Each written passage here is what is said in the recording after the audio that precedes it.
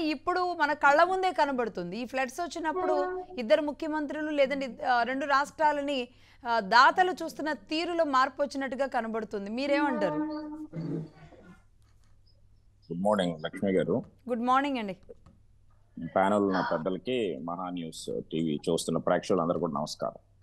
ముందుగా 2 తెలుగు రాష్ట్రాల్లో ఎవరైతే చనిపోయినటువంటి వాళ్ళ కుటుంబాలకి ప్రగాఢ సానుభూతి తెలియజేస్తా ఉన్నామండి. మరి ఇలాంటి ఎన్నో డిజాస్టర్స్, ఇలాంటి ఎన్నో సంక్షోభాలు చూసినటువంటి వ్యక్తి చంద్రబాబు నాయుడు గారు. అది మనం మాట్లాడుకోవడం కాదు, ప్రతి ఒక్కరికి తెలిసినటువంటి పరిస్థితి.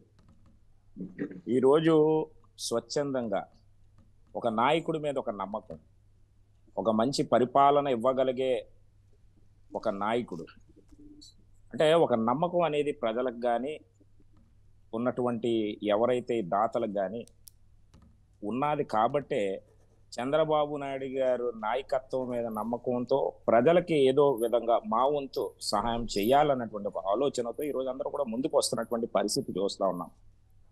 ఈరోజు మీరు చూశారు, విజయవాడ కని విని ఎరగనటువంటి పరిస్థితి, ఎప్పుడూ కూడా ఎన్నడూ లేనటువంటి విధంగా ఈరోజు కృష్ణా బ్యారేజ్కి 12 లక్షల క్యూసెక్యూలు నీరు చేరిపోయినటువంటి పరిస్థితి మనం చూస్తాం. అంటే విజయవాడ మొత్తంగా అడుగు నీరు చుట్టుముట్టినటువంటి పరిస్థితి ఈరోజు మనం చూస్తా ఉన్నాం. అంటే గతంలో మీకు ఉదాహరణ చెప్తా ఉన్నాను. అంటే చంద్రబాబు నాయుడు గారు తాలూకా విధానాలు ఏంటి అంటే, ఆయన ఖచ్చితంగా ప్రజలే నా ఊపిరి అన్నటువంటి ఒక ఆలోచనతో ప్రజల కోసమే నిరంతరం పనిచేసినటువంటి వ్యక్తి. అది మనం కాదు, దేశ విదేశాల్లో చెప్పుకున్నటువంటి పరిస్థితి. Is a very good administrator. ఈరోజు విశాఖపట్నం ప్రాంత వాసిగా మీరు చూశారు, గతంలో హుదూద్ అన్నటువంటి ఒక పెద్ద డిజాస్టర్ ఏ విధంగా అల్లకల్లోలం చేసిందో విశాఖపట్నం ప్రాంతం అంతా కూడా.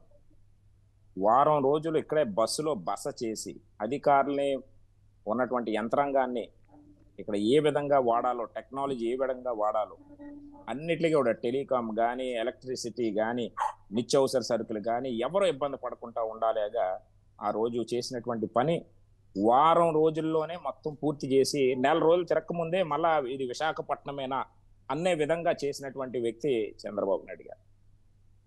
ఇలాంటి నేపథ్యంలో ఈరోజు విజయవాడలో జరిగినటువంటి సంఘటన, ఈరోజు సుమారు వాహనాలు ధ్వంసమయ్యాయి, ప్రాణ నష్టం జరిగింది, ఆస్తి నష్టం జరిగింది, పంట నష్టం జరిగింది, పశువుల నష్టం జరిగింది.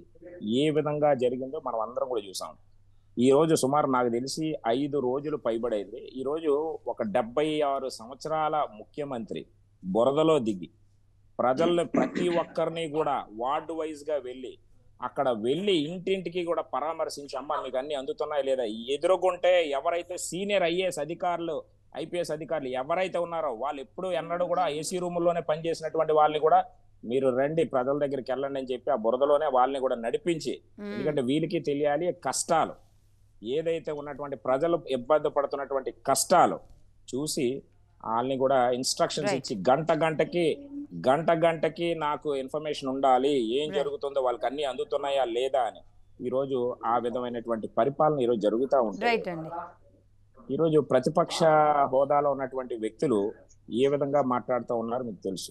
ఈరోజు బుడమేరు ఏదైతే ఉందో కనీసం దానికి వాగుంటుందా, డ్యామా, లేకపోతే డ్రైనా అనేది కూడా తెలియకుండా మాట్లాడుతున్నటువంటి దుస్థితిలో మాజీ ముఖ్యమంత్రి జగన్మోహన్ రెడ్డి గారు ఉండడం అనేది చాలా బాధాకరం. నేను ఏదైతే ఇరిగేషన్ మంత్రి నిమ్మల రామారెడ్డి గారు, నా సైడ్ కాదండి, అటు బయట ఈరోజు ఇరిగేషన్ మంత్రి నిమ్మల రామారెడ్డి గారు కానీ కావచ్చు, అక్కడ హోంమంత్రి గారు కావచ్చు, ఆ ఏదైతే గడ్డలు పూడ్చేందుకు అక్కడికి వెళ్ళి పనిచేస్తున్నటువంటి పరిస్థితి మనం చూస్తూ ఉన్నాం. అంటే ఈరోజు ఆ ఆస్తి నష్టం కానీ, ఏదైతే నష్టపోయినటువంటి వారికి ఈరోజు నిత్యావసర ధరలో ఈరోజు 25 కేజీలు బియ్యం ఇస్తా ఉన్నాం, కేజీ మంచినూనె ఇస్తా ఉన్నాం, కేజీ షుగర్ ఇస్తా ఉన్నాం, 2 కేజీలు బంగాళదుంపలు, 2 కేజీలు ఉల్లిపాయలు, మళ్ళీ వాళ్ళకి పాల ప్యాకెట్లు, వాళ్ళకి బిస్కెట్ ప్యాకెట్స్, వాళ్ళకి టీలు, వాటర్ బాటిల్స్ ఇవన్నీ కూడా అందించినటువంటి పరిస్థితి. ఈరోజు కేంద్ర మంత్రి నిన్న రావడం జరిగింది. ఆయన కూడా చూసి, అరే ఈ విధంగా ముఖ్యమంత్రి చేస్తా ఉన్నాడు అంటే నేనే ఆశ్చర్యపోయినటువంటి పరిస్థితి.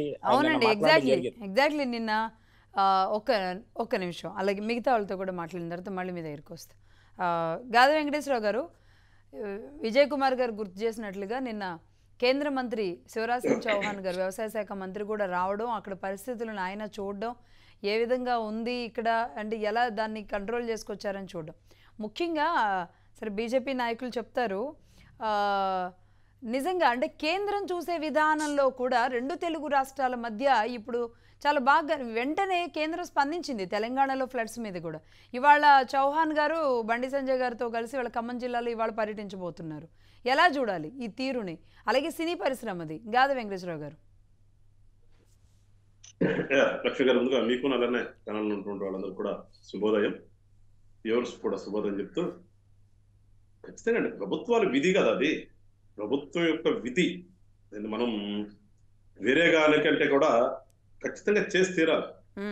మిమ్మల్ని ఎన్నుకున్నది మీరేదో నడుపుతారన్నది ఇందుకే కదా, ఏదన్నా అవసరమైనప్పుడు ప్రజలకు చేయటానికే కదా, చేసి తీరాల్సిందే, దాంట్లో ఎలాంటి సందేహం లేదు. కాకపోతే ఏంటంటే చేసే విధానంలో మనం వ్యవహారం మార్పులు చూసుకోవాలి. ఒక్కొక్కసారి ఎన్నికైనటువంటి ప్రభుత్వం ఏ రకంగా చేస్తుంది, ఒక్కొక్కసారి ఎన్నికైనటువంటి ప్రభుత్వం ఏ రకంగా చేస్తుంది అంటే మనం ఎప్పుడు కూడా ఇట్లా ఉదాహరణలు తీసుకుంటే గతంలో పోతుంటాం. గతంలో ఉన్నటువంటి ప్రభుత్వాలు ఏ రకంగా స్పందించినవి, ఇలాంటి డిజాస్టర్స్ వచ్చినప్పుడు ప్రస్తుతం ఉన్నటువంటి వ్యక్తులు కానీ ప్రస్తుతం ఉన్న ప్రభుత్వం కానీ ఏ రకంగా స్పందిస్తుంది అనేదే మనం బేరీ చేసుకుంటూ మాట్లాడుకుంటాం. ఖచ్చితంగా ఇవాళ ఒకళ్ళ అనాల్సిన అవసరం లే, కళ్ళ ముందు కనిపిస్తుంది మనకి. ఇవాళ ఉన్నటువంటి కూటమి ప్రభుత్వం నాయకులు, ముఖ్యమంత్రి గారి దగ్గర నుంచి మొదలు పెట్టుకుని కింద వరకు కూడా అట్లా అధికారులు కూడా ఏ రకంగా వాళ్ళ డ్యూటీల్ని వాళ్ళ విధులను వాళ్ళు నిర్వర్తిస్తున్నారో చూస్తున్నాం. ఖచ్చితంగా దాన్ని అప్రిషియేట్ చేయాల్సిందే, ఎందుకంటే అందరూ మనుషులమే కదా. మళ్ళా చెప్తున్నాం, అందరూ మనుషులమే. మనం ఆ లోతు బురదలో దిగాలంటే మనం కూడా అవతల ఇబ్బంది పడుతుంది మనుషులే, యువతల వాళ్ళు ఆదుకోవడానికి వెళ్ళాల్సింది కూడా మనుషులే. అలాంటి పరిస్థితులు, అక్కడ వెళ్ళలేనటువంటి పరిస్థితులు, దిగలేనటువంటి పరిస్థితులు, కాలు కింద పెడితే ఏముందో తెలియదు. అలాంటి అప్పుడు నిజంగా వీళ్ళందరూ కూడా తిరుగుతున్నది, వీళ్ళందరూ కూడా ఖచ్చితంగా మనం అప్రిషియేట్ చేయాల్సిందే. ఒక ఆర్మీ లాగా పనిచేస్తున్న ప్రతి ఒక్కరికి ఈరోజు సెల్యూట్ చేయాలి, ఇంక్లూడ్ ముఖ్యమంత్రి గారితో సహా అలా తిరిగి చేస్తున్నారు అంటే ముఖ్యమంత్రి గారు ఏమంటా మనం ఒక గ్రూప్ ఉందనుకుంటే ఆ గ్రూప్ కి లీడర్ కదా, ఆ గ్రూప్ లీడర్ కాబట్టి లీడర్ ఉన్నప్పుడు ఏ రకంగా ఉంటుంది అనేది వాళ్ళు చూడాలి. ఎందుకంటే వాళ్ళు నిన్న అక్కడ చూసాను రాంబాబు గారి ఏదో మాట్లాడుతున్నాడు. ఎందుకంటే ఎవరు రావట్లేదు కదా, మిగిలింది ఆయన ఎప్పుడే, ఇంకా నోరు ఉంది కాబట్టి ఏదో మాట్లాడదామని మాట్లాడితే ప్రజలు హర్షించరు. అది తెలుసుకోవట్లే వాళ్ళు. ఎందుకు అక్కడికి వెళ్ళటం, ఆడికి వెళ్ళిన కాడికి ఆఫీసులు ఆయన చుట్టూతే ఉంటున్నారు. ఇది చూసాడా, ఆయన చుట్టూతో ఆఫీసులు ఉంటున్నారా, ఎవరు ఉంటున్నారో ఒకసారి చూసి మాట్లాడాలి. ఏ ఆఫీసర్ కూడా ముఖ్యమంత్రి గారి పక్కన లేరు, ఉండవలసినంత వరకే ఉంటున్నారు. అక్కడ ఉండవలసిన వాళ్ళు ఉన్నారు తప్పితే అనవసరంగా ఊరకనే వీళ్ళకి లాగా ఎవడో రాగానే రోడ్డు మీద రాగానే చుట్టూతో పెట్టుకుని ఏం చేస్తారనే పద్ధతులు లేదు అక్కడ. మళ్ళీ ఆ వరదల్లో ఆ నీళ్ళల్లో మళ్ళీ చిన్నపిల్లలకి ముద్దులు, దాని గురించి అసలు మనం అనవసరం, ఆ వ్యక్తి గురించి మాట్లాడుతూ కూడా అనవసరం. నేను దాని గురించి కామెంట్ కూడా చేయదలుచుకోలేదు. ఇప్పుడు ఒక లీడర్ ఉన్నప్పుడు ఖచ్చితంగా కింద టీం అంతా కూడా ఒక ఇన్స్పిరేషన్ తో చేస్తారు. అదే అక్కడ మనం ఆలోచించాలి. కానీ దాన్ని కూడా క్రిటిసైజ్ చేయాలి, దాన్ని కూడా ఏదో చేయాలి, వాడు పేపర్ ఉంది కదా అని చెప్పేసి రాసుకుంటే ఆ రాతలన్నింటిని కూడా మేము పట్టించుకోవాల్సి లేదు. మాకు ఉన్నటువంటి బాధ్యత ఏంటంటే, మాకు ఇవాళ వచ్చినటువంటి విపత్తు నుంచి జనాల్ని ఎంత వీలైతే అంత వీలైన తొందరగా వాళ్ళకి మళ్ళా పునరావాసాలు కల్పించాలి, వాళ్ళని దైనందిన జీవితంలోకి తీసుకురావాలి. అది మేము చేయాల్సింది. అక్కడ రోడ్లు పునరుద్ధరించాలి, ఎలక్ట్రిసిటీ పునరుద్ధరించాలి. పాప ఇళ్ళని బురద కొట్టుకొని ఆ బురదనంతా కూడా వీలైతే ప్రభుత్వంతోనే కడిగించి క్లియర్ చేసి వాళ్ళందరూ కూడా మళ్ళా రేపు నుంచి రెండో రోజు నుంచే మళ్ళా వాళ్ళు రోడ్డు మీదకి వచ్చి ఎస్ ఈ ప్రభుత్వం ఇంత విపత్తు వచ్చినా గానీ మాకు మంచి చేసింది, ఎస్ ఇది కాదా ప్రభుత్వం అంటే అనే విధంగా వాళ్ళు కామెంట్ వాళ్ళు మాట్లాడినప్పుడే మాకు సాటిస్ఫాక్షన్ ఉంటుంది. ఇలా మనం కూర్చుని మేమేదో కొట్టుకుంటే మా అంతా మాకు సాటిస్ఫాక్షన్ కాదు.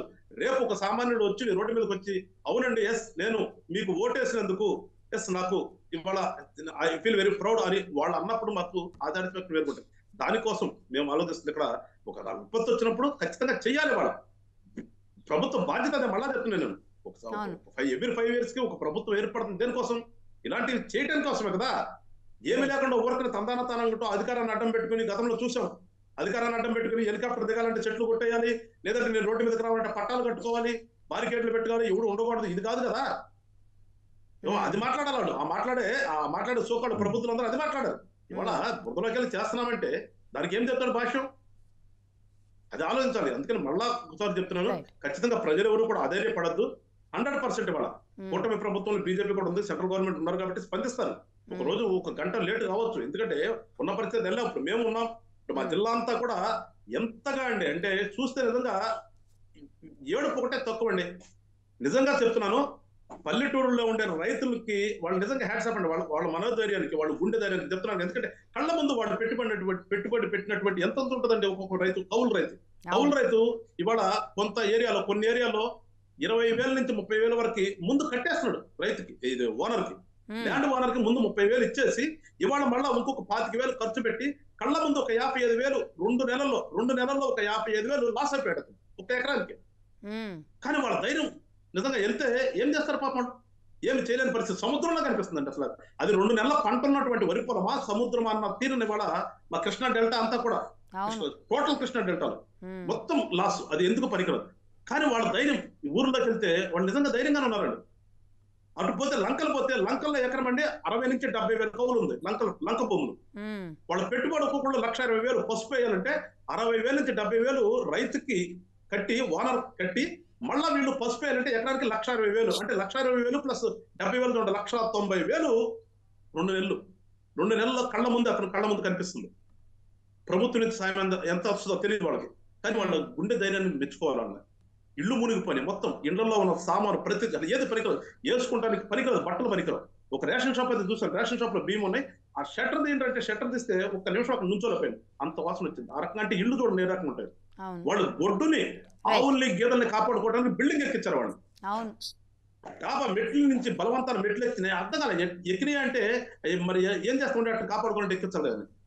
అట్లా పరిస్థితుల్లో ఉన్నప్పుడు మేము చేయాల్సింది ఏంటి, వీలైనంత తొందరగా వాళ్ళకి అవసరమైతే బట్టలు కల్పించగలగాలి, బట్టలు ఇవ్వాలి. నిజంగా కొంతమంది అన్నారు, మేము వచ్చేసామండి కృష్ణా నది ఒడ్డున మా ఇల్లు ఉంది, ఇంట్లో ఏముండవు, ఇప్పుడు ఎంత మొత్తం ఇల్లు కూడా కొట్టుకుపోయి ఉంటది, మాకు అట్లీస్ట్ బట్టలు ఇప్పించండి అని అడుగుతారు వాళ్ళు. తిండాడు అట్లా వాళ్ళు, మాకు బట్టలు ఇప్పించండి అని అడుగుతుంటే నిజంగా అవి చూస్తే ఎంత బాధేస్తుందంటే నిజంగా మనకి, అరే ఏంట్రా బాబు జీవితం, మనిషి జీవితం ఎట్లా ఉంటుందా అని అన్నంత ఉన్నప్పుడు రాజకీయ పార్టీ నాయకులు ఏం చేయాలండి, ఏం చేయాలి రాజకీయ పార్టీలు? రాజకీయ పార్టీ మాకేదో పెద్ద మ్యాండేట్ ఇచ్చారు, పోయించారని చెప్పుకుని ఈ ప్రభుత్వుడు ఇంగ్లాండ్ పోతాడా? రాజకీయ నాయకుడు అయితే పోతాడని నేను చెప్తున్నాను. నువ్వు ముఖ్యమంత్రిగా 2 నెలల క్రితమో 3 నెలల క్రితమో ముఖ్యమంత్రిగా ఉన్నటువంటి ప్రాంతము, నీకు పెద్ద మ్యాండేట్ ఇచ్చినటువంటి ప్రాంతము, నువ్వు కోట్లు సంపాదించుకోవడానికి అవకాశం కల్పించినటువంటి ప్రజలు ప్రాంతము ఇవాళ అల్లాడిపోతూ ఉంటే, ఇంత డిజాస్టర్ వస్తే నువ్వు నీ కూతురు బర్త్డే చేసుకోవడానికి ఇంగ్లాండ్ పోతావా? నువ్వు రాజకీయ నాయకుడువా? అందుకని నేను పదే చెప్పేదండి, వైఎస్ఆర్ పార్టీ అనేది రాజకీయ పార్టీ కాదు, అది ఒక దొంగల సమూహం. అది ఒక సమూహం ఏర్పడ్డారు. పాపం ఆంధ్ర రాష్ట్ర ప్రజలు ఏంటంటే ఒక భావోద్వేగానికి లోనైపోయి ఒకసారి అది పార్టీని గెలిపించారండి. అంతమించి కాదు. ఇవాళ ఏ నాయకుడైనా రాజకీయంలో ఉన్న ఎవడు కూడా ఇలాంటి పరిస్థితుల్లో పక్కకు పోడండి. అందులో ఏంటంటే మామూలు నాయకుడు కాదు కదా, ముఖ్యమంత్రి చేశాడు, నీకు ఒక పార్టీ ఉంది, నాకు ప్రతిపక్ష హోదా కావాలని కోర్టుకు ఎక్కావు, దేనికోసం నీకు ప్రతిపక్ష హోదా? ఎందుకు ప్రతిపక్ష హోదా? ఇట్లా ప్రజలు ఇట్లా ఉన్నప్పుడు గబగబా వచ్చి అక్కడ ఒక ముద్దు ఇక్కడ ఒక ముద్దు పెట్టి 2 ఫోటోలు దిగి 2 కోట్ల ఫ్లైట్కి వెళ్ళిపోవడం కోసమా? మరి నీ కింద నాయకులేరు కూడా కొంతమంది ఏమైనా అరెస్టులు ఎక్కడెక్కడ. మీరు అన్నట్టు ఆయన వెళ్ళిన తర్వాత ఫ్లడ్స్ వస్తాయన్నా ఆయన ఇమీడియట్లీ పోస్ట్ పోన్ చేసుకొని రావడానికి అవ్వదు.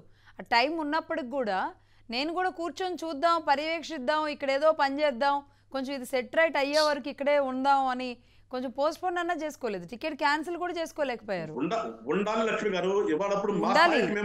ఎందుకంటే గతంలో చంద్రబాబు నాయుడు గారు ప్రతిపక్ష నాయకుడిగా ఉండి ఆయన వేరే కంట్రీలోకి వెళ్ళిన తర్వాత ఇలాంటి పరిస్థితులు వచ్చాయని వచ్చిన సందర్భాన్ని నిన్న ఒకరు గుర్తు చేశారు. ఒక్క నిమిషం అండి, ఇలా ఉంటాయి. కౌశిక్ గారు ఇక్కడ పరిస్థితులు కూడా ఒకసారి మనం గమనిస్తే తెలంగాణలో కూడా ఇటు ఖమ్మం కానివ్వండి, వరంగల్లో జరిగిన డ్యామేజెస్ నేపథ్యంలో ఇక్కడ రేవంత్ రెడ్డి గారు కూడా అట్లాగే గ్రౌండ్లోకి వెళ్ళారు. అక్కడ స్థానిక నాయకులు పొంగులేటి శ్రీనివాసరెడ్డి గారికి అయితే ఏకంగా గాయం కూడా అయినట్టుంది. ఆయన వర్షంలో వెహికల్ వేసుకొని వెళ్ళిపోయారు, 2 వీలర్ వేసుకొని.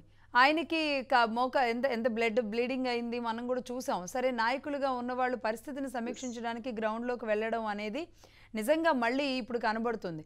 కానీ అంటే విమర్శల విషయంకి వస్తే కనుక ప్రతిపక్షాలు కూడా ఇక్కడ వెళ్తున్నాయి, అక్కడ వెళ్తున్నాయి, కానీ ఇక్కడ ఆ స్థాయిలో అయితే దుమ్మెత్తిపోస్తున్న పరిస్థితి లేదు. అలాగే కేంద్రం నుంచి సాయం తీసుకోవడంలో, ప్రముఖుల నుంచి సాయం తీసుకోవడంలో కూడా ఈరోజు రేవంత్ రెడ్డి గారు చాలా చాకచక్యంగా వ్యవహరిస్తున్నారా, ఏమంటారు మేడం?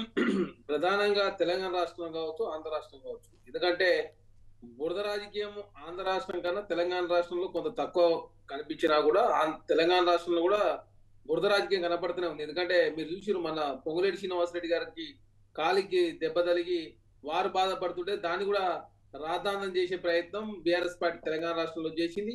అదే కాకుండా తెలంగాణ రాష్ట్రంలో కూడా ప్రతిపక్ష నాయకుడు ఇప్పటి వరకు బయటికి రాలేదు. అసలు కేసీఆర్ గారు ఎక్కడ ఉందో తెలియని పరిస్థితి.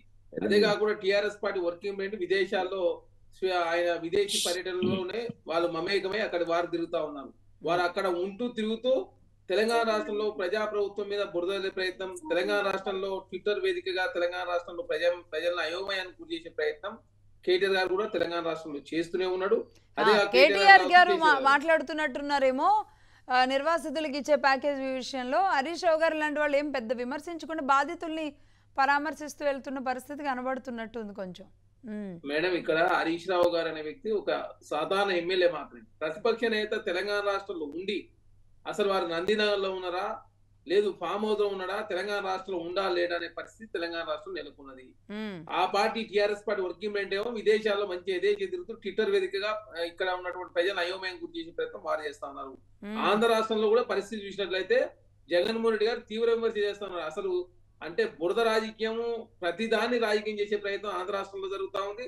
అదే కాకుండా తెలంగాణ రాష్ట్రంలో కూడా ఆంధ్ర రాష్ట్రంతో పోల్చుకున్నప్పుడు తక్కువ జరిగినప్పుడు కూడా తెలంగాణ రాష్ట్రంలో అదే పరిస్థితి. ఎందుకంటే మీరు చూస్తా ఉన్నారు, ఇద్దరు అన్నదమ్ములే. ఎందుకంటే గతంలో వారిద్దరు కలిసి పనిచేసి జగన్మోహన్ రెడ్డి గారు కావచ్చు, కేసీఆర్ గారు కావచ్చు. ఇక్కడ ఎలక్షన్ జరుగుతా ఉంటే నాగార్జున సాగర్ దగ్గర గలాట క్రియేట్ చేసి ఏకంగా ఆంధ్ర తెలంగాణ ప్రజల అయోమయానికి గురి చేసే ప్రయత్నం కూడా వారు ఇద్దరు కలిసి కూడా చేసిన సందర్భం మనం చూసినాం. అదే కాకుండా ఆంధ్ర రాష్ట్రంలో తెలంగాణ రాష్ట్రం కన్నా కూడా ఎక్కువ విపత్తు వచ్చిన మాట వాస్తవం, ఇబ్బంది పడుతున్న మాట కూడా వాస్తవమే. అదే కాకుండా ఆంధ్ర రాష్ట్రంలో చాలా పెద్ద ఎత్తున రైతాంగానికి నష్టం జరిగిన మాట కూడా వాస్తవమే. కానీ అక్కడ ఉన్నటువంటి జగన్మోహన్ రెడ్డి గారు ప్రతిదీ రాజకీయం చేసే ప్రయత్నమే. అరే లాస్ట్ కు చంద్రబాబు నాయుడు గారు ఉండే ఇల్లు విషయంలో కూడా తన ఇల్లుని కాపాడుకునే ప్రయత్నంలో భాగంగా వరదలు ఆ గేట్లు ఓపెన్ చేయడంతో ప్రధానంగా రైతాంగానికి ఇబ్బంది జరిగిందని చెప్పేసి వారు కూడా అక్కడ ప్రజలను అయోమయం గురి చేసే ప్రయత్నం వారు కూడా చేశారు. అంటే ఈ ఇట్లాంటి విపత్తు వచ్చినప్పుడు ఎవరైనా కూడా అధికార పక్షం కావచ్చు, ప్రతిపక్షం కావచ్చు, కలిసి పనిచేసినట్లయితే ప్రజలకు ఇంకా మెరుగైనటువంటి సేవ చేయొచ్చు. అదే కాకుండా ప్రజలకు మనోధైర్యాన్ని కూడా కల్పించే అవకాశం ఉన్నప్పటికీ కూడా వారు చేయలేదనేది చాలా స్పష్టం. ఎందుకంటే మనం చూస్తా ఉన్నాం, తెలంగాణ రాష్ట్రంలో అయినా మేము కాంగ్రెస్ పార్టీగా ప్రజాప్రభుత్వంలో ప్రతిపక్షం ఉండాలని చెప్పి కాంగ్రెస్ పార్టీ కోరుకున్నది. ప్రతిపక్ష నాయకుడు అసెంబ్లీ రావాలా, ప్రజా సమస్యల మీద పోరాటం చేయాలని చెప్పి కాంగ్రెస్ పార్టీ కోరుకున్నా కానీ ప్రతిపక్ష నాయకుడు ఇప్పటివరకు అసెంబ్లీ రాలేదు, అసెంబ్లీకి వచ్చి ప్రజా సమస్యల మీద పోరాటం చేయలేదు, మాట్లాడలేదు. కనీసం ఎప్పుడు రాజకీయ విమర్శ చేసే ప్రయత్నం ఇక్కడ కేసీఆర్ గారు చేస్తా ఉన్నారు. అక్కడ జగన్మోహన్ రెడ్డి గారు 11 మంది ఎమ్మెల్యేలు గెలిచినప్పటికీ మరి ప్రతిపక్షం ఉన్నా కూడా మేము అసలు ఈ 5 సంవత్సరాల కాలంలో మేము అసెంబ్లీకి రావని చెప్పేసి వారు స్టేట్మెంట్ ఇచ్చినట్లే చాలా స్పష్టంగా అర్థమవుతుంది. అంటే ప్రజా సమస్యల కన్నా కూడా వీళ్లకు ఎంతసేపు రాజకీయ పట్టింపులు, వ్యక్తిగతంగా ఉన్నటువంటి ఆ విషయాల మీదే ఎక్కువ ఫోకస్ పెడతారు. కాబట్టి చాలా స్పష్టంగా వారు కూడా ఈ విధంగా విమర్శ చేసే ప్రయత్నం, అదే ఆంధ్ర తెలంగాణ రాష్ట్రంలో ఉన్నట్టు ప్రజలు ఎదుర్కొనేటువంటి ఇబ్బందులను ఏ విధంగా అధిగమిస్తామని చెప్పేసి ప్రభుత్వాలు సూచన చేసే విధంగా స్టేట్మెంట్లు లేకుండా ఏకంగా విదేశాల్లో స్వేద చేసే ప్రయత్నం ఇక్కడ ఉన్న వాళ్ళు చేస్తా ఉన్నారు. ఇక్కడ వరకు ఓకే, కానీ సాయం అందుతున్న విషయాన్ని మీరు ఎలా చూస్తారు?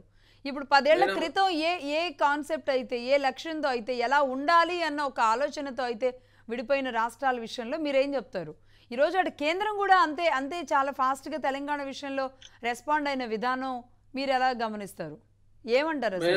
మేబీ మోడీ గారిని రేవంత్ రెడ్డి గారు అప్పట్లో బడేబాయ్ అనడం మేబీ ఇలాంటిది ఏమైనా ఇదైందో తెలియదు, కానీ మొత్తానికి ఈ చొరవను ఎలా చూడాలి మేడం? ప్రధానంగా సాయం విషయంలో వాస్తవంగా తెలుగు రాష్ట్రాల్లో ఉన్నటువంటి ప్రముఖులు ఎవరైతే ఇండస్ట్రియలిస్టులు కావచ్చు, సినీ ప్రముఖులు కావచ్చు, వారందరినీ అప్రిషియేట్ చేయాల్సిన అవసరం. ఎందుకంటే ఆంధ్ర తెలంగాణ 2 కళ్ళలా భావించి ఆంధ్ర తెలంగాణ 2 రాష్ట్రాల ప్రభుత్వాలకు వారి వంతు సాయాన్ని ప్రకటిస్తూ ఆంధ్ర వేరు తెలంగాణ వేరుగా చూడకుండా 2 రాష్ట్రాల ప్రజలు సుభిక్షంగా ఉండాలని చెప్పేసి పెట్టుబడిదారులు కావచ్చు, సినీ ప్రముఖులు కావచ్చు, ఎవరైతే ఆర్థికంగా విదేశాల్లో ఉండి సెటిల్ అయిన వాళ్ళు కూడా చాలా పెద్ద ఎత్తున సహాయ సహకారం అందిస్తా ఉన్నారు. కాబట్టి వారు అందరూ కూడా సహాయ సహకారం అందించేదాన్ని మన అందరూ ఎవరైనా కూడా అప్రిషియేట్ చేయాల్సిందే. అదే కాకుండా కేంద్ర ప్రభుత్వం కూడా విపత్తు వచ్చినప్పుడు రాష్ట్ర ప్రభుత్వం తరఫున కేంద్ర ప్రభుత్వాన్ని మేము రాష్ట్ర ప్రభుత్వం తరఫున 6,000 కోట్ల రూపాయల నష్టం జరిగిందని చెప్పేసి ఆల్రెడీ విన్నవించడం జరిగింది. ఎప్పటికప్పుడు కేంద్ర ప్రభుత్వాన్ని తెలియజేయడంతో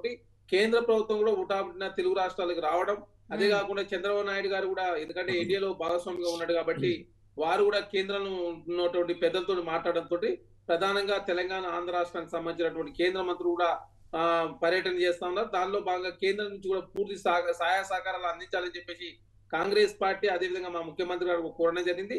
ఆంధ్ర రాష్ట్రం కావచ్చు, తెలంగాణ రాష్ట్రం కావచ్చు, ఖచ్చితంగా కేంద్రం నుంచి పూర్తి సహాయ సహకారాలు అందాయని చెప్పేసి మేము భావిస్తా ఉన్నాం.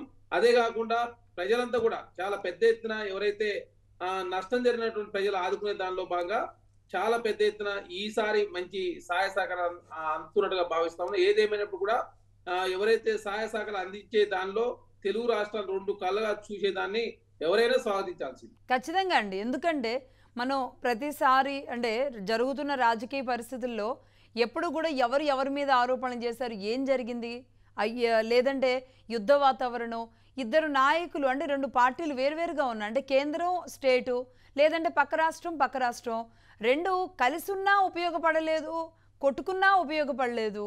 కానీ ఇలాంటి పరిస్థితి కదా కోరుకున్నది. నిజంగా తెలుగు ప్రజలు ఇలాంటి వాతావరణాన్ని కోరుకుంటున్నారు అంటే గనక ఖచ్చితంగా ఆ నాయకులు కూడా అదే విధానాన్ని ఫాలో అవుతారు. కాబట్టి ఇవాళ పర్టికులర్గా 2 రాష్ట్రాలకు సంబంధించిన ఎజెండాలతో 4 పార్టీలను పెట్టి మాట్లాడడం జరుగుతుంది. రేటు బీజేపీ నాయకులు వెంకటేశ్వర రెడ్డి గారు, చివరిగా మీకు ఎందుకు సమయం అంటే పెద్దన్నగా మీరే అక్కడ ఉన్నారు కాబట్టి మీరు చెప్పాలి. అంటే తెలంగాణకు కూడా వెంటనే ఎన్డీఆర్ఎఫ్ బృందాలను పంపించడం కానివ్వండి, ఆ ప్రోయాక్టివ్గా ముందుకొచ్చిన విధానం నిజంగా ఈరోజు ప్రజలు హర్షిస్తున్నారు.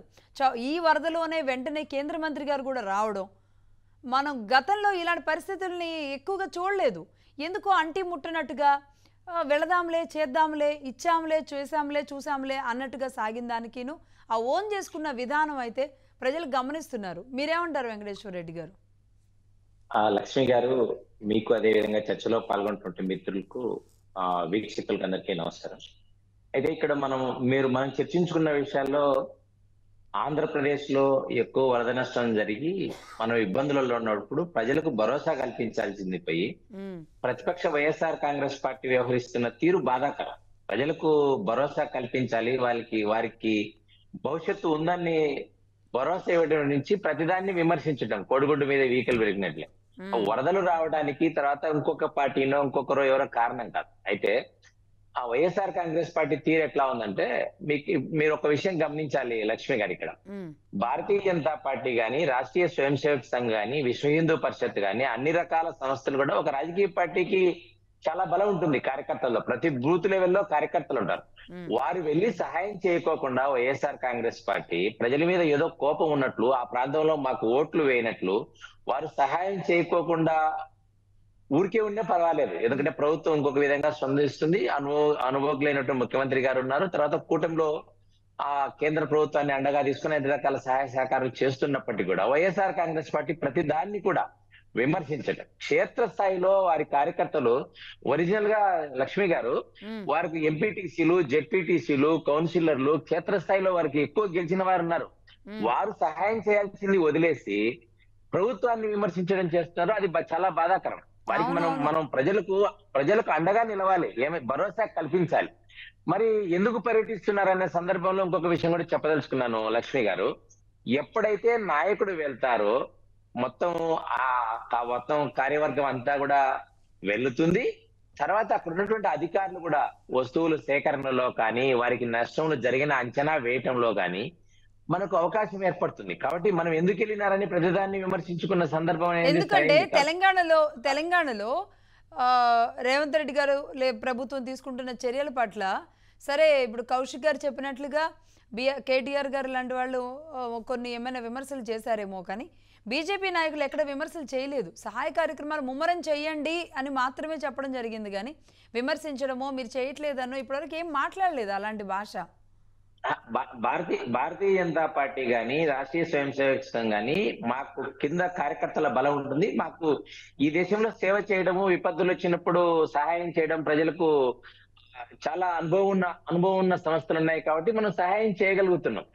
అయితే ప్రభుత్వాన్ని కూడా మనం విమర్శించే సందర్భంలో నిశ్చితంగా చిన్నగా ఏదైనా సూచనలు ఉంటే చేయాలి, కానీ సున్నితంగా అదే పనిగా విమర్శలు చేయడం అనేది సరైనది కాదు. అందుకని ఈ రోజు కేంద్ర ప్రభుత్వం కూడా, కేంద్ర మంత్రులు, వ్యవసాయ మంత్రులు గాని, తర్వాత ఈ రోజు హోంమంత్రి గాని క్షేత్రస్థాయిలో పర్యటన చేస్తున్నారు. అన్ని ఆర్థిక సంస్థలు కూడా, రిజర్వ్ బ్యాంక్ కి సంబంధించిన సంస్థలు గాని, ఇన్సూరెన్స్ కంపెనీలకు గాని, ప్రజలకు వారికి తక్షణ సహాయం అందే విధంగా, వాళ్ళకు ఇన్సూరెన్స్ ఏదైనా సెటిల్మెంట్ చేసే విధంగా 10 రోజుల్లో 1 వీక్ లో కూడా డబ్బులు వచ్చే విధంగా కూడా వాళ్ళ క్లెయిమ్స్ అన్ని కూడా పరిష్కారం అయ్యే విధంగా ప్రయత్నం చేయడం జరుగుతుంది. ఇది కాకోకుండా డిజాస్టర్ మేనేజ్మెంట్ లో కేంద్ర ప్రభుత్వానికి చాలా అనుభవం ఉంది. దేశవ్యాప్తంగా కానీ, తర్వాత ఈ ఫ్లడ్స్ వచ్చినప్పుడు, ఈ విధంగా విపత్కర సంఘటనలు వచ్చినప్పుడు కూడా అనుభవం ఉంది. అందులో భాగంగానే ఈరోజు రాష్ట్ర ప్రభుత్వాల దగ్గర కూడా కొంత నికరంగా ఒక 3,500 కోట్ల రూపాయలు వరకు ఉండే విధంగా అత్యవసర సమయాల్లో వాడుకునే విధంగా కూడా కేంద్ర ప్రభుత్వం నియమాలు చేసింది. కాబట్టి ఇది మనం 20 సంవత్సరాల్లో డిజాస్టర్ మేనేజ్మెంట్ ని ఏ విధంగా ముందుకు తీసుకెళ్తున్నాం అనేది ఈ రోజు సూచన. అది అది ఇది ఇది ఇది విడిచిపెట్టేసేసి ప్రతి దాన్ని కూడా ప్రతిపక్షాలు, ప్రత్యేకించి ఆంధ్రప్రదేశ్ లో జగన్మోహన్ రెడ్డి గారు విదేశీ పర్యటనకు వెళ్ళడము, తర్వాత ఇక్కడున్న వాళ్ళ మీడియాగా ఉద్దేశపూర్వకంగా వాటిని అన్ని విమర్శించడాన్ని భారతీయ జనతా పార్టీ తీవ్రంగా వ్యతిరేకిస్తా ఉంది.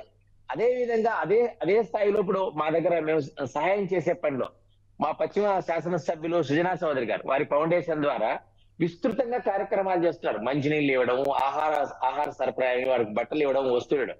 కాబట్టి ఈ సందర్భంలో ప్రజలకు కూడా మనం సహాయం చేస్తున్నప్పటికీ కూడా లక్ష్మి గారు నిజంగా మనం తాత్కాలికంగా కొంత సహాయం చేయగలం తప్ప వారిని పూర్తిగా రికవరీ చేయలేం. ఎందుకంటే వారి ఇల్లు బుడదలో కోరుకుపోవడము, వారికి ఉపాధి లేకపోవడం, సర్వస్వం వాళ్ళు కోల్పోయారు. పశువుల దగ్గర నుంచి పెంపుడు జంతువుల దగ్గర నుంచి అన్ని కోల్పోయారు. వారి పట్ల సానుభూతి ఉండాలి కానీ ప్రభుత్వం ఏదైనా సహాయం కొంచెం మంచిగా చేసింటే బాగుండే, ఈ విధంగా చేసింటే బాగుండే. మేము ఈ విధంగా చేస్తున్నాం. ఇప్పుడు వైఎస్ఆర్ కాంగ్రెస్ పార్టీ 1 కోటి రూపాయలు కేటాయించింది తప్ప ఏ విధంగా వాళ్ళ కార్యకర్తలు కానీ వారు కానీ క్షేత్రస్థాయిలో లేనే లేరు. అంటే కేటాయించింది ప్రభుత్వానికి ఇచ్చారా, లేదంటే ఎక్కడైనా ఈ పలానా కాలనీలో వీళ్ళ వరకు ఎవరి చేతిలో అన్న పెట్టారా అనేది కూడా లేదు ఒక రకంగా. ఇప్పుడు ఎవరైనా ప్రకటించారు అంటే అది ప్రభుత్వానికి చేరే విధంగా చర్యలు తీసుకుంటారు. ప్రభుత్వానికి చేరే విధంగా చేయాలి. అదే ఇక్కడ మనం గమనించాలి. ఈ సినీ పరిశ్రమలో ఉన్న పెద్దలు కానీ, పారిశ్రామికవేత్తలు కానీ, ఎవరైనా దానాలు చేసే సహాయ సహకారాలు కూడా మనం ఉన్నటువంటి వ్యవస్థలో నేను డబ్బులు ఇస్తే ఈ ప్రభుత్వంలో చక్కగా ఉపయోగపడుతుంది, దుర్వినియోగం కాదని నమ్మకం కలిగినప్పుడు మాత్రమే వారు ఇవ్వడానికి కూడా అవకాశం ఉంది. కాబట్టి ఈరోజు కోట్లాది రూపాయలు చెక్కులు ఇస్తున్నారు, అందరూ స్పందిస్తున్నారు. తర్వాత దేశవ్యాప్తంగా ఉన్నటువంటి ప్రముఖులు అందరూ కూడా మనకు జరిగిన ఆంధ్రప్రదేశ్ ప్రజలు, తెలుగు ప్రజలను ఆదుకునే ప్రయత్నం చేస్తున్నారు. కాబట్టి మన నాయకత్వం మీద విశ్వాసం ఉన్నప్పుడు మాత్రమే ఎవరైతే దాతలు ఇవ్వడానికి ముందుకు వస్తారు. మన మీద విశ్వాసం లేనప్పుడు వారు ఇవ్వడానికి కూడా ఉండరు. ఎందుకంటే నేను ఈ సహాయం చేసినట్లయితే ఇది దుర్వినియోగం అవుతుంది, కాబట్టి నేను ఇంకొక విధంగా ప్రజలకు ఉపయోగపడతాననే నిర్ణయానికి వచ్చి వాళ్ళు ఎవరు కామ్గా ఉంటారు వాళ్ళంతే సందర్భం లేనప్పుడు. ఇప్పుడు ఇస్తున్న సందర్భం ఏంటంటే నాయకత్వాన్ని నమ్మి, నాయకత్వం మేము ఇచ్చిన డబ్బులైతే క్షేత్రస్థాయిలో పూర్తి స్థాయిలో ఉపయోగపడతాయి, బాధితులకు ఉపశమనం కలుగుతుందని ఇస్తున్నారు తప్ప వేరే కాదు. అలాగే అండి, కేంద్రం ఎంత ఇవ్వబోతుంది? 2 తెలుగు రాష్ట్రాల పట్ల భారీగానే ప్యాకేజ్ ఇచ్చే అవకాశాలు ఉన్నాయా?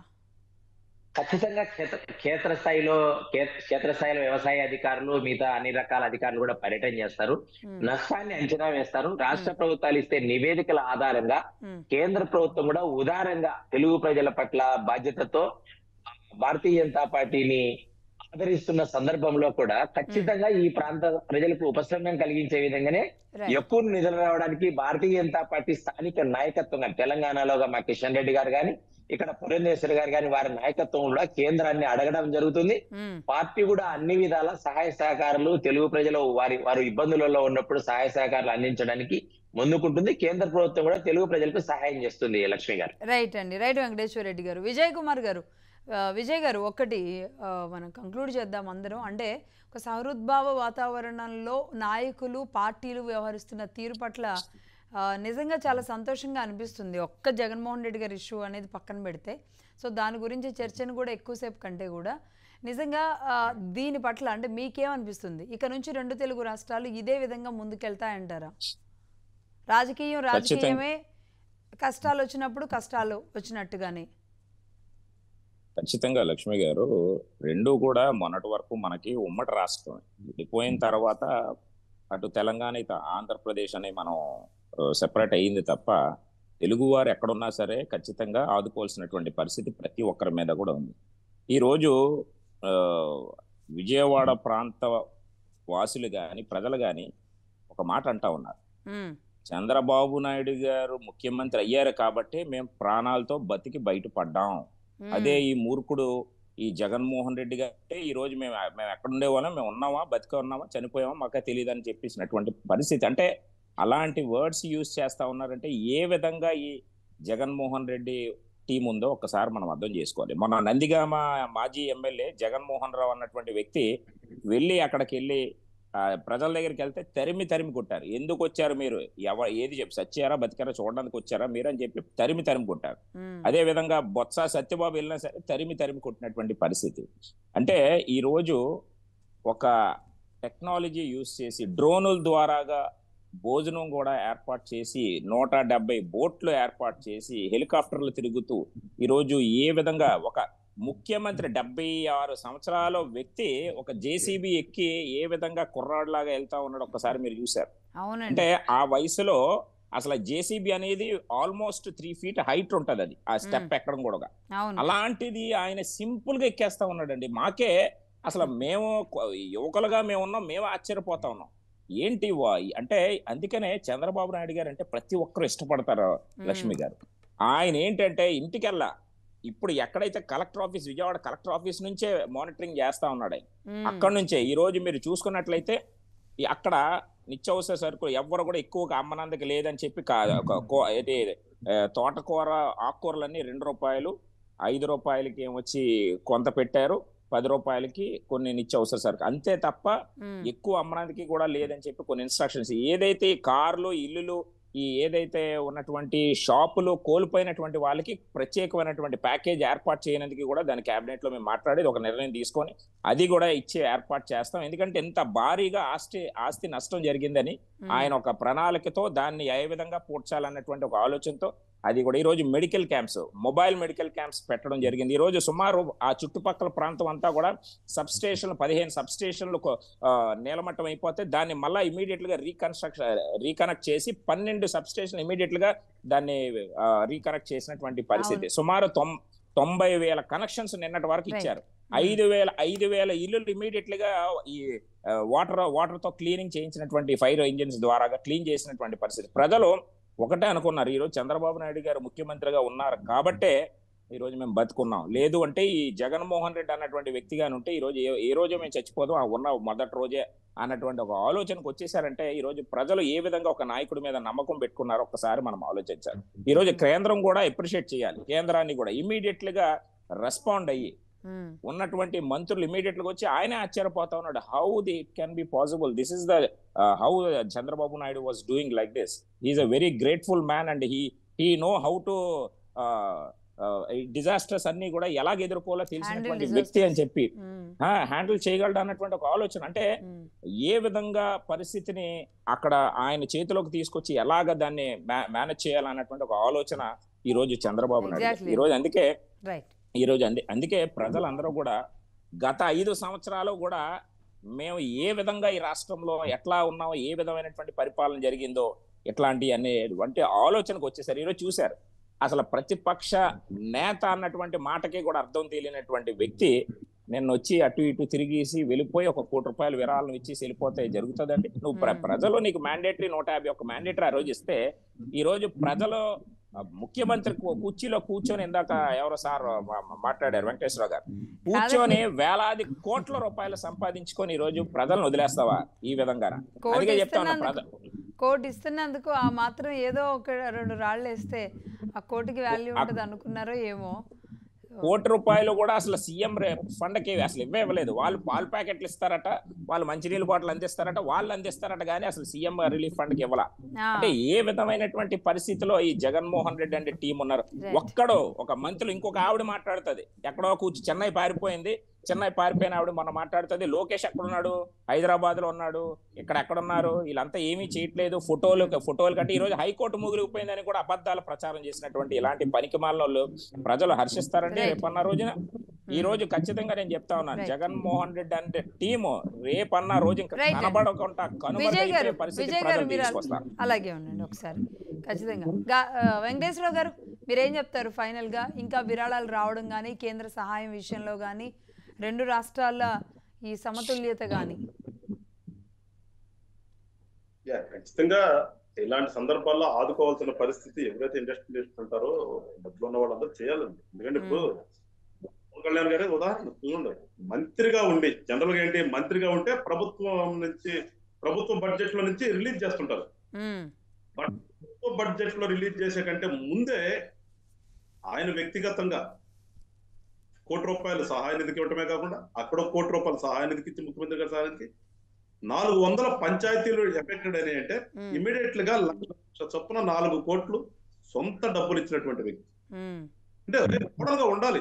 నా దగ్గర డబ్బులు ఉన్నాయనే కాదు, నేను ఇవ్వగలిగినప్పుడు నలుగురికి ఉపయోగపడతాయి. డబ్బులు అనేది ఎవరైనా సంపాదించుకునేది ఉపయోగపడతాడు కదండి. అంటే సొంతానికి కావచ్చు, ఇంకో దానికి ఏదైనా కానీ పెట్టెల్లో పెట్టి తాళాలు వేస్తే ఉపయోగం ఉండదు. కానీ ఆ భావన తెలిసినటువంటి వ్యక్తి పవన్ కళ్యాణ్ గారు అనేది నేను ఖచ్చితంగా ఆయన తెలంగాణకి 1 కోటి రూపాయలు, ఆంధ్రాకి 5 కోట్లు ఆయన ఇమ్మీడియట్లీ చేశారు అంటే నిజంగా ఒక్కసారిగా అందరూ షాక్కి గురయ్యారు. ఇంకా ఆయనకి ఇంకా రేపు ఆయన ఇంకా ఎన్ని సహాయాలు చేస్తారు, ఎలా ఉంటారు అనే దాని మీద ఒక దీనికి వచ్చారు. ఖచ్చితంగా నేను కూడా ప్రజలందరూ కోరుతున్నాను, మీరు చేయగలిగిన వాళ్ళు, సహాయం చేయగలిగిన వాళ్ళు ఖచ్చితంగా, ఎందుకంటే చూసి వచ్చినామండి మేము, తిరిగితే చూస్తున్నాం కదా వాళ్ళ పరిస్థితి. పాపం వాళ్ళు నిజమండి పక్కడుతున్నారండి. ఇంకా అంతకంటే నిజంగా వాళ్ళు ఏం చేయలేరు. వాళ్ళ ఇంట్లో ఉన్నటువంటి పెట్టుకున్న డబ్బులు ఎట్టుకొని తెలియదు కదా అసలు. వాళ్ళు ఇవాళ వచ్చి దబక్కన కొనుక్కోలేని పరిస్థితిలో ఉన్నారు. అలాంటప్పుడు చేయగలిగిన వాళ్ళందరినీ నేను కూడా రిక్వెస్ట్ చేస్తున్నాను జనసేన పార్టీ నుంచి, మీరు ఎవరైతే సహాయం చేయగలుగుతారో వాళ్ళందరూ కూడా స్పందించండి. ఏ ప్రాంతాలు అయితే ఆ ప్రాంతాల్లో వాళ్ళకి మినిమం మీరు ఏ ఎమ్యూనిటీస్ కల్పించగలుగుతారో ఆ ఎమ్యూనిటీస్ కల్పించిన వాళ్ళని అడుగుతున్నాము. ఖచ్చితంగా తరపున మేము కూడా రేపటి నుంచి అవసరమైతే తిరిగి జోలు పెట్టాను కదా సరే వసూలు చేసుకుని వెళ్ళి ఎక్కడెక్కడ ఎఫెక్టెడ్ ఉన్నారో వాళ్ళందరికీ ముందు వాళ్ళని ఒక 10-15 రోజులు వాళ్ళకి మనం సపోర్ట్ ఇవ్వగలిగితే అవును. ఒకవైపు పారిశుద్ధ్యం అనేది ప్రభుత్వం ఇంకొకవైపు చేస్తున్నప్పటికీ కూడా వాళ్ళ చేతుల్లో ఏమైనా ఉంటేనే మనం ధైర్యంగా రేపు అనేది లీడ్ చేయగలం. వస్తువులు పోయినా ఇల్లు పోయినా అన్న ఒక ధైర్యం వస్తుంది. ఖచ్చితంగా మీ ఆలోచన కూడా నిజంగా చాలా బాగుంది వెంకటేశ్వరరావు గారు. రేపు జోలిపట్టు అయినా మేము వెళ్తాం గ్రౌండ్లోకి అండి. రైట్ వెంకటేశ్వరరావు గారు. కౌశిక్ గారు మీరేమంటారు? మేడం, ఏదేమైనప్పుడు కూడా తెలుగు రాష్ట్రాలు చాలా ఇబ్బందులు ఉన్నాయి కాబట్టి కేంద్రం కూడా ఇమీడియట్లీ స్పందించిన మాట వాస్తవం. దానికి పూర్తి స్థాయిలో అంటే నష్టం జరిగిన విషయంలో తెలుగు రాష్ట్రాల వారు సబ్మిట్ చేసిన ఆధారంగా కేంద్ర ప్రభుత్వం కూడా పూర్తి స్థాయి తెలంగాణ రాష్ట్రంలో 6,000 కోట్ల రూపాయల నష్టం జరిగినట్టుగా భావించడం జరిగింది. అదే కాకుండా దానికి సంబంధించిన పూర్తి రిపోర్ట్ కూడా కేంద్రానికి అందించడం జరిగింది. ఖచ్చితంగా తెలంగాణ రాష్ట్రంలో కావచ్చు, ఆంధ్ర రాష్ట్రంలో జరిగినటువంటి పూర్తి నష్టాన్ని పూడ్చే బాధ్యత కేంద్ర ప్రభుత్వం మీద ఉంది కాబట్టి కేంద్ర ప్రభుత్వం కూడా పూర్తి సహాయ సహకారాలు అందించినట్లయితే తెలుగు రాష్ట్రాలు ఖచ్చితంగా ఈ విపత్తు నుంచి బయటపడే అవకాశం ఉంది. కాబట్టి ఈ విపత్తు సందర్భంగా రాజకీయం చేయొద్దని చెప్పేసి నేను కాంగ్రెస్ పార్టీగా కోరుకుంటా ఉన్నా. ఏదేమైనప్పటికీ ఎందుకంటే ప్రతిపక్షంలో ఉన్నవాడు కావచ్చు, అధికార పక్షంలో ఉన్న వాళ్ళు కావచ్చు, ఎందుకంటే ప్రజలే ఇబ్బంది ఉన్నప్పుడు మనం రాజకీయం చేసినట్లయితే ప్రధానంగా ప్రజలు ఇబ్బంది పడే అవకాశం ఉంది. అదే కాకుండా ప్రజలు కూడా మనోవేదనకు గురే అవకాశం కాబట్టి ఇట్లాంటి సందర్భంలో రాజకీయం చేసి ప్రజలు అయోమయం గురి చేయకుండా ఈ సందర్భంగా ప్రతిపక్షంగా మీరు చేసే సాయం కావచ్చు, అధికార పక్షంగా మీరు చేసే సాయం కావచ్చు, అది ప్రజలకు ఉపయోగపడే విధంగా ఉండాలని చెప్పేసి మేము కోరుకుంటా ఉన్నాం. ఏదైనప్పటికీ కేంద్రం పూర్తి స్థాయిలో సహాయ సహకారం అంతాయని చెప్పేసి పూర్తి విశ్వాసంతో ఉంది. రైట్ అండి, థ్యాంక్ యూ. వెంకటేశ్వర రెడ్డి గారు ఫైనల్గా మీరు చెప్పండి. అంటే హుదూద్ విషయంలో ఆనాడు కూడా కూటమి ప్రభుత్వం అధికారంలో ఉన్నప్పుడు హుదూద్ వచ్చి ఒక సిటీ ఎలా అల్లకల్లోలం అయిపోయింది. అప్పుడు కూడా ఇదే చంద్రబాబు నాయుడు గారు 10 ఏళ్ల క్రితం ఇప్పుడు ఎలా తిరిగారో అలాగే తిరిగారు, అలాగే గ్రౌండ్లో ఉండి పనిచేశారు. అప్పుడు కూడా కేంద్రం అంతే సపోర్ట్ ఇచ్చింది. ఈరోజు అంటే హుదూద్ ముందు వైజాగ్ తర్వాత వైజాగ్ డ్రైనేజ్ కానివ్వండి, రోడ్లు వెడల్పు కానివ్వండి, ఒక బ్యూటిఫుల్ సిటీగా మారింది. అంతకుముందు వాణిజ్య సిటీగా పేరున్న బ్యూటిఫుల్ సిటీగా మారడానికి అవకాశాన్ని, ఆ సంక్షోభాన్ని అందిపుచ్చుకున్నారు చంద్రబాబు నాయుడు గారు. ఇప్పుడు విజయవాడ ప్రాంతాన్ని కూడా అలా మలచడానికి, లేదంటే ఖమ్మం లాంటి చోట ఉన్న పరిస్థితులను కూడా సాల్వ్ చేయడానికి ఏమైనా స్పెషల్ ఇనిషియేషన్స్ ఏమైనా తీసుకునే అవకాశం ఉందా? ఖచ్చితంగా శ్రీలక్ష్మి గారు 2014లో అనుకుంటా నరేంద్ర మోడీ గారు ఇక్కడ చంద్రబాబు నాయుడు ఎన్డీఏ ప్రభుత్వం ఉన్న సందర్భంలో 14లోనే అవును 14లో అప్పుడు ఆ సందర్భంలో ఈ పట్టణ బ్యూటిఫికేషన్ కింద అమృత పథకం తీసుకురావడం జరిగింది కేంద్ర ప్రభుత్వం. అందులో విశాఖపట్నాన్ని తీసుకురావడం జరిగింది. విశాఖపట్నం హుదూద్ తర్వాత మీరు చెప్పినట్లుగా ఆ డ్రైనేజ్ అయితేనేమి, తర్వాత సుందరీకరణ అయితేనేమి, రోడ్లు వెడల్పు చేయటం కానీ, ఎంక్రోచ్మెంట్లు తీసేయటంలో కానీ భారతదేశంలో ఒక సందర్భంలో మెయిన్ సిటీగా రావడం జరిగింది. ప్రెసిడెంట్ ఫ్లీట్ జరిగింది అక్కడ. ప్రెసిడెంట్ గారి ఫ్లీట్ జరిగిన సందర్భంలో చాలా పెద్ద ఎత్తున మనం ఆతిథ్యం ఇవ్వడం కూడా జరిగింది ఆ ప్రాంతంలో. కాబట్టి రేపు విజయవాడను కూడా ఈ అమృత పథకం కింద తీసుకురావడానికి ప్రయత్నం చేయడం కూడా జరుగుతుంది. అదేవిధంగా తెలంగాణలోని ఖమ్మం కూడా రెండు రాష్ట్రాలను కూడా భారతీయ జనతా పార్టీ నాయకత్వంలో కేంద్ర ప్రభుత్వం ఆదుకోవడానికి సిద్ధంగా ఉంది. ఆ అవకాశం ఉంటే ప్రధానమంత్రి గారు కూడా ఈ ప్రాంతంలో పర్యటించడానికి కూడా పార్టీ ప్రయత్నం చేస్తుంది, వారిని కోరడం కూడా జరుగుతుంది. ఎందుకంటే వారు వచ్చి చూసినట్లయితే మరింత నిధులు కూడా ఆంధ్రప్రదేశ్ ప్రజలకు రావాల్సిన సందర్భం ఉంది. ఎందుకంటే ప్రజలు చాలా ఇబ్బందులలో ఉన్నప్పుడు ఈ ప్రాంతంలో ఉన్నటువంటి ప్రజలు కూడా సామాజిక బాధ్యత అది. మనం వాళ్ళని కూడా మనం అప్పుని చేర్చుకొని వారికి కొంత మనం సహాయం చేసినట్లయితే పెద్దల వెంకటేశ్వరరావు గారు చెప్పినట్లు మనం వారిని మరింత ఈ అభివృద్ధి పదంలో వారికి విశ్వాసం ఏర్పడుతుంది. ఈ సమాజంలో మనకు కూడా అండగా ఉన్నారు కాబట్టి మనం భవిష్యత్తులో కూడా మనం చక్కగా అయిన తర్వాత వేరే వారిని కూడా ఆదుకోవడానికి అవకాశం ఏర్పడుతుంది. కాబట్టి కేంద్రం నిధులిచ్చే విషయంలో మాత్రం ఎటువంటి విషయాలకు పోదు. ఉదాహరణగానే రెండు తెలుగు రాష్ట్రాల్లో కూడా నిధులు ఇవ్వడానికి కేంద్ర ప్రభుత్వం అన్ని విధాలుగా సహాయ సహకారాలు అందిస్తుంది. దానికి తదనుగుణంగానే మా స్థానిక నాయకత్వం కూడా కేంద్ర ప్రభుత్వాన్ని ఒప్పించే ప్రయత్నం చేస్తుంది. లక్ష్మి గారు రైట్ అండి, రైట్, థ్యాంక్ యూ. ఎగ్జాక్ట్లీ, నిజంగా ఈరోజు పార్టీలు మనసుతో ఎలా అయితే పనిచేస్తున్నాయో, అధికారంలో ఉన్న పార్టీలు, అదేవిధంగా కూటమిలో ఉన్న పార్టీలు, ఈరోజు ప్రతిపక్షమో లేదంటే నా స్టేట్ కాదనో బీజేపీ కూడా వ్యవహరిస్తున్న తీరు ఏదైతే ఉందో ఇలాంటి వాతావరణమే ఉండాలి భవిష్యత్తులో కూడా. ఎన్నికలప్పుడు మాత్రమే రాజకీయం చేసుకోండి, కానీ ఇలాంటప్పుడు అందరూ ఒకటిగా వెళ్ళండి, మళ్ళీ ఒకసారి పాత తరాన్ని తీసుకురండి అని మాత్రం ప్రజలు కోరుకునేలాంటి పరిస్థితి కారణమవుతుంది. దట్స్ వాట్ ఈరోజు ఎవరినో విమర్శించడానికో దీనికి కాకుండా ఈ డిబేట్ అంతా, ఈ పాట అంతా కూడా ఆయా పార్టీల నాయకుల పరిస్థితులకు తీసుకోవడం జరిగింది. థ్యాంక్ యూ సో మచ్ అండి విజయ్ కుమార్ గారు, వెంకటేశ్వర రెడ్డి గారు, కౌశిక్ గారు, గాది వెంకటేశ్వరరావు గారు, అందరికీ ధన్యవాదాలు.